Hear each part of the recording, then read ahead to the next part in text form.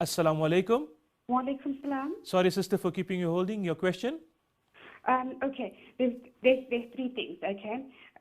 Should one pay zakat on their earnings if the earnings maybe, if the bank account is maybe there's two accounts, like one is actually on overdraft and one is a credit card, so those are the only balances one can check. Should one pay zakat on the overdraft amount or the negative amount in the credit card account? And then also if one has certain investments, maybe life covers or insurance policies, should one pay on that?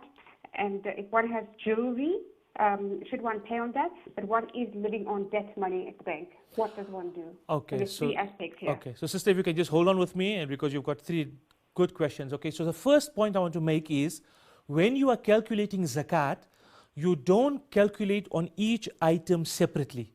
So you've mentioned 3 or 4 items potentially. So what you would do is, on a piece of paper with pen and paper, is you will list down firstly all your assets. Okay, and the assets that have value today.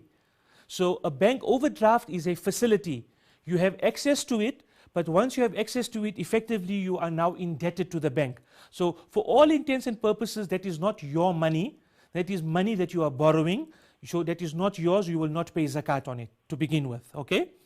So what you do on a piece of paper, or even better yet, if you use the Zakah app, inshallah, it will help you. So first you do is you list all your zakatable assets. Against that, you will deduct your liabilities, and on the difference, you pay 2.5%. Okay? So let's go one step at a time. Sister, are you still with me? Yes, I am. All right. So bank overdraft, I'm assuming that that's money, you got a zero bank account. Would I be correct, sister? Yes. So effectively, in your assets, zero as bank. All right. Credit card, you are owing, zero as credit card. Number 3, you said an investment.